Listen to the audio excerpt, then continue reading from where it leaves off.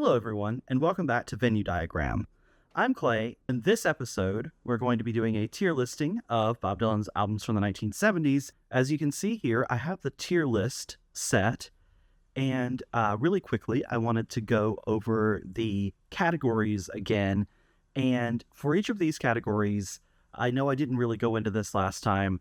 I just chose the name of the song because of the lyrics of the song made me think of the category. So, Blind Willie McTell being the best made me want to put that at the S tier, and the leopard skin pillbox hat being the thing that everyone wanted made me put that at the A tier. Mozambique being the place that everyone wanted to go. It's like the destination being the B tier. It Ain't Me Babe is like, this is for some people, but not for me. Desolation Row, so, let's just put everybody out there on Desolation Row away. It's like the place where you put the things that you don't want to have to deal with. And then Positively 4th Street is you've got a lot of nerve to say you are my friend if you want to listen to that album. So as you can see here, we have the Bob Dylan albums from the 1960s already ranked. Can comment below if you find any of those rankings controversial. I know that maybe you think that Times They Are Changing is too low, possibly bringing it all back home first, and I just put these in the chronological order within the tiers. I have thought about rearranging them based on how I feel about them within the tier, but right now I've still got them where I wanted them by having them in chronological order within the tier. So, having said that about the tiers, let's move on to Bob Dylan's albums of the 1970s. And the first one is Self-Portrait. So Self-Portrait is interesting, right? Because it is kind of classically that really despised at the time Dylan album. Got the very low grade from Rolling Stone, and it has all of these covers and all of these really strange arrangements, a couple of songs that are just repeated. And I have always kind of thought of it as an interesting album, an album that I don't hate. I don't love it, though. And I definitely find Dylan's later covers of other stuff, the Good As I've Been to You era, or the covers in the 2010s, to be much better explorations of traditional music. It always feels as though in this era he's playing around. And when he's playing around with original tunes or tunes with the band on basement tapes, stuff like that, it just sounds better. And these songs just kind of sound thrown off and definitely doesn't fill up an entire double album worth of material. So I'm going to put this as the first D tier album, but I don't think of it as bad as its reputation. I have it over here, and I listen to it from time to time, but it's certainly on a Dylan scale at the low end of the Dylan scale. New Morning.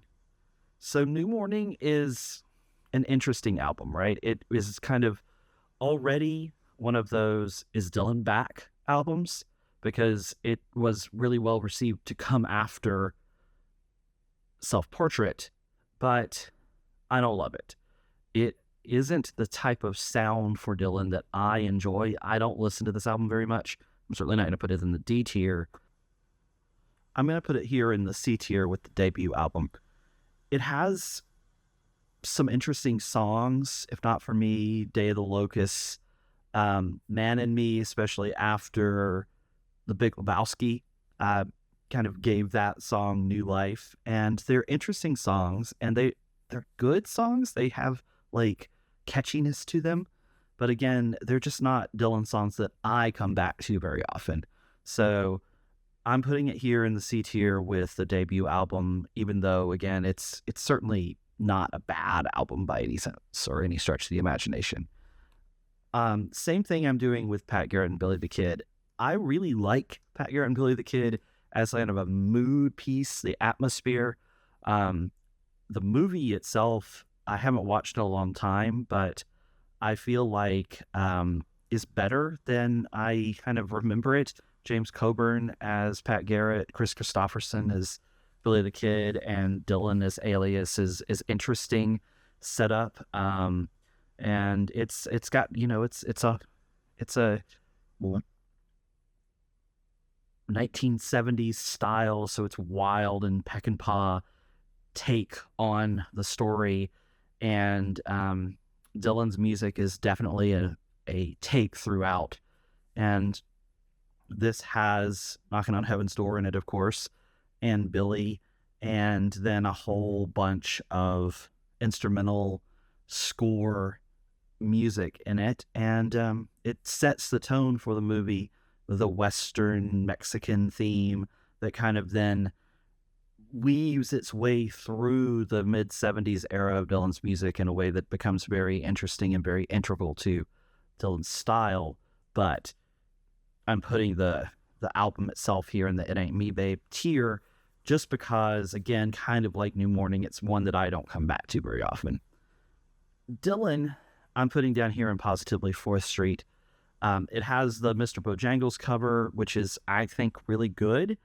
Other than that, it's, the album that the studio put out because of wanting to get back at Dylan for trying to go to a different studio. But, and it's, again, covers, and it's not really even covers that Dylan really wanted to put out. And so I think it's the album that Dylan would want to have removed from the catalog entirely if possible. So I'm going to put it here. It's got things that you would want to listen to, and it's not the worst album of all time by any sense of the imagination, but it's not my favorite album, and I barely listen to it. But I do like that Mr. Bojangles cover. Planet Waves is also interesting. It still has this early 70s vibe to it, and I like the vibe. I love the vibe, the kind of easygoing vibe of John Wesley Harding, right? But then that vibe continues through New Morning and through Planet Waves, although in Planet Waves it's expanding and deepening, and there's a lot more stuff going on Planet Waves, but it's still not there yet, right? It's not to that place where I want it to be. And there's 2 versions of Forever Young on Planet Waves. Again, I'm putting it up here in the B tier because the B tier are albums that are really good albums, really strong albums. The Tides Are Changing, that's a great album. People love that album. It's got great songs on it. The same thing for Nashville Skyline, but they are specific. Like, The Times Are Changing is a political folk album. Nashville Skyline is a country album. Planet Waves is a vibes album, and you've got to be in the mood for each of these 3 albums, and that's why I'm putting them here in the Mozambique tier, because in order to spend time in Mozambique, you got to be in the mood to spend time in Mozambique, and that's what you got to have for these albums. Now, unlike some other people who've been doing these tier lists, I decided to include the live albums and the bootleg series in the tier list. I don't think I'm going to include everything. I'm certainly not going to include actual bootleg albums in there. There's just too much, and I don't have everything. I haven't listened to everything, but I am going to include the albums that are officially released, especially in these early days, officially released live albums, because the way I'm thinking about it is, if you were a Bob Dylan fan in 1974, you bought Before the Flood when it came out, and you listened to this album. And me, as a Bob Dylan fan in the 80s and 90s and 2000s and currently, but especially back then, before you could get everything else, before it was readily available to find all of the other music, and before all of the bootleg series came out and everything, this is the live Dylan that you could get. And you got it in the chronological order that it came out, and you didn't think about it so much as being different from the rest of the studio albums. So I'm counting it in this tier list in the place that it came out. And so Before the Flood is next.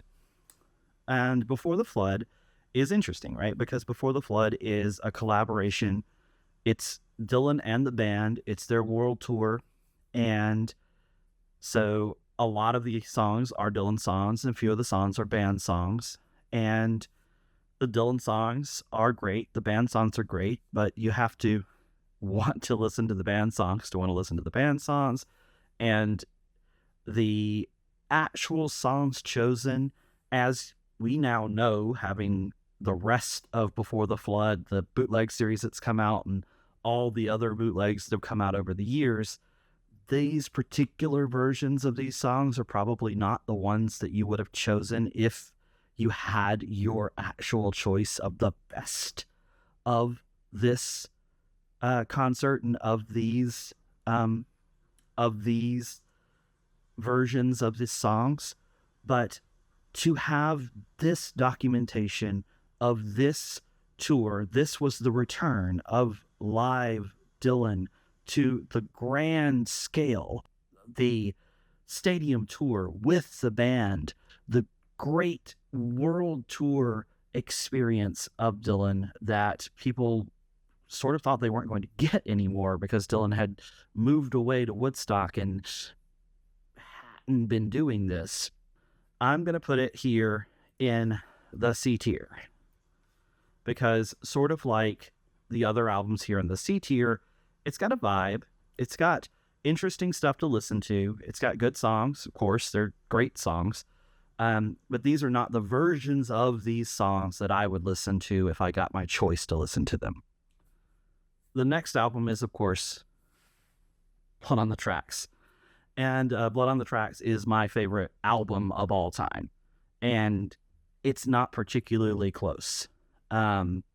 This era, the Rolling Thunder Revue era of Dylan, the Blood on the Tracks versions of the songs, the emotionality, the intensity, the depth that has come into the lyrics, the musicality, the way that things have been tempered by time, and the way that Dylan's love and loss and growth, both musically, emotionally, and all of those things have changed over the course of, the 15 years of being a musician and with being married and now divorced, and all of those things just makes this particular moment, for as acclaimed as this album is, I cannot say that I feel like it's underrated, right?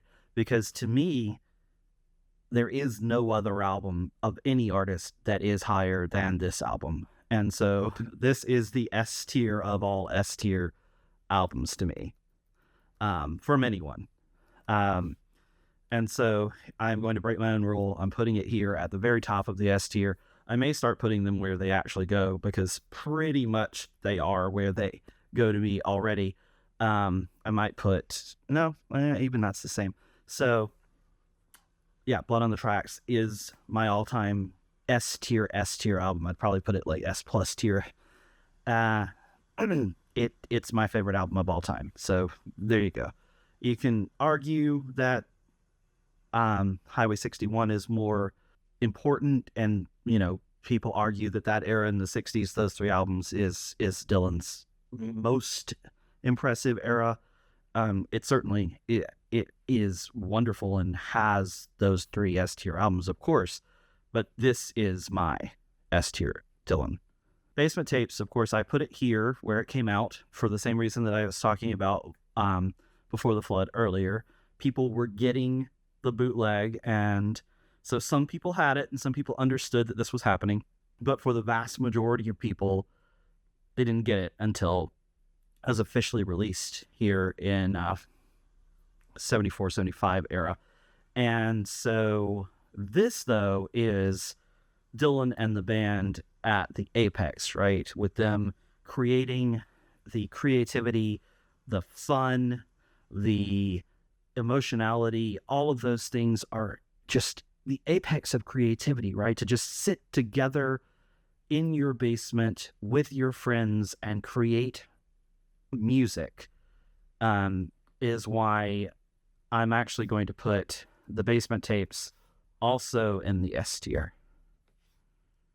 And of course, the creativity of this is happening earlier in this late 60s era, but the fact that it came out here in this mid 70s era, I think is important to the mythos of what's going on with Dylan. So Desire is next, and Desire is interesting because Desire, I've noticed in a lot of the tier rankings that people have been doing now, people have it lower on the list. Dustin Lohman, who kind of inspired me to do this because Dustin was doing the concert at Cafe Wah. You can see in part one of this below, where I went to Cafe Wah and saw Dustin's show, has Desire pretty low down on the list, partially because of some of the songs that Dustin doesn't like, and partially because Jacques Levy is co-writer of some of the songs. For me personally, Desire is a top tier album. And it's because, again, of how I feel when I am listening to this album. It's kind of the through line. It connects to Blood on the Tracks so intensely. When you listen to Isis, there's something about that story and the connectivity of that story. It's like it takes the ideas that are going on in Blood on the Tracks and have been connected to reality and disconnects them from reality and takes them to another level. And Scarlett Rivera's violin playing is so integral to what I think of as Dylan. And that so much of the sound and essence of this album is so important to my understanding of Dylan. And Hurricane's an interesting song. It's, it takes Dylan to a place that has political aspects again and has a great sound. So I love this album. And because of all of those reasons, I am putting this album also in the S tier. So you can disagree with me, which I'm sure many people do. Yes, you could probably argue that the S tier is high for Desire, but Desire is one of my all-time favorite albums. And so for me, it is an S tier album. Hard Rain is next. So Hard Rain, again, is one of my favorites. This era of Dylan is my favorite era of Dylan, as we've talked about. Now, the live Rolling Thunder bootleg series albums are definitely better, and so they would go S tier. I'm putting Hard Rain A tier, even though it's not the best versions of these songs, and certainly as you watch the actual TV special, you can see that they had all kinds of technical problems and all of that. But the actual hard rock edge that this version of these songs gives them this extra dimensionality that I love. And so it takes these two albums, which I love, and the songs on those two albums, which I love, and creates an entirely different version of them in a way that has become something that you think about Dylan being and doing. But this album really creates that as an expectation. And so it's going A tier for me here in the leopard skin pill dots hat thing. You can call your doctor if you have a problem with that. So Street Legal is next. Street Legal has, of course, the reputation of being the real shift in Dylan's sound, in Dylan's reputation, in everything. Because it has the background vocals, it has the 70s take, has all of those different things. And it starts with Changing of the Guards. You got a new pony, Changing of the Guards, we got to talk this over. There's a whole lot of really different sounding songs on here, but I think they're really good songs. There's really interesting music, and Senor Tales of Yankee Power is a great song. And so think the production of it is probably not what I would have chosen if I were going to be the producer of the album. It's an album that you can go back to and you can really find depths and really interesting parts about it every time you go back and listen to it. And the songs are really good. I am putting it in the B tier because, again, like the other albums in the B tier, it's specific to a vibe that you need to want to listen to, but it is a very, very good version of that vibe. Budokan is next, Bob Dylan at Budokan, and I would say that it's pretty much, to me, the same as Before the Flood. I'm going to put it here in the It Ain't Me Babe tier, even though I would listen to it. I've listened to it medium amount of times, but again, it's about the actual world tour itself, right? And it's about this world tour being about this huge change in Dylan's presentation between what was and what is going to be. So you have changed from Hard Rain through Street Legal, and Budokan is becoming what Slow Train Coming is going to be. And I think that's really fascinating. So it's certainly not the super low level, but it's not the super high level as far as I can understand it as a live album would take shape. And again, now that we have the complete Budokan, we have all the rest of the songs, we have all the rest of these materials to listen to, it kind of gives it more depth and more fullness. There's a whole lot more to really sink our teeth into. But when you think about it from the perspective of 1978, you have to put it here. So now we have the last Dylan album of the 1970s, Slow Train Coming, and the first of the gospel, the Christian era albums. And of course, probably the best of the Christian era albums, and the one that has the most listenable songs, the most interesting songs from a perspective of thinking about it in the overall categories of all of Dylan's work. Although Shot of Love also has a whole lot of really interesting songs on it. So Slow Train Coming has Gonna Serve Somebody, Gonna Change My Way of Thinking, Man Gave Names to All the Animals. There's really interesting, fun, kind of playful songs on here, and also really good, like, gospel-infused music on here. And I think that together, it's definitely either in the A or B tier for me. It's a really listenable album. There's a lot of really good songs on it, and there's a lot of really interesting ideas here. And as far as this stuff goes, as far as the transition into the Christian era goes, this album is definitely the most fully realized version of all of that, and the best produced version of all of that. And so I think I'm going to put it up here in the B tier, as it's similar to Street Legal in the sense that you need to be in the mood to listen to this type of album in order to be on this one. But it's really good, and it has really good songs on it. But if you are in that mood, definitely check it out. And so there we have Bob Dylan's albums of the 1970s tier list. If you agree with me, please post below, like, comment, subscribe. If you disagree with me, do the same thing, post it, and tell me where you would put these albums. And thank you, everyone. I hope that you enjoyed that tier ranking of Dylan's albums from the 1970s. This has been a really fun episode. Join us next time as we hit part 3 of the Dylan series.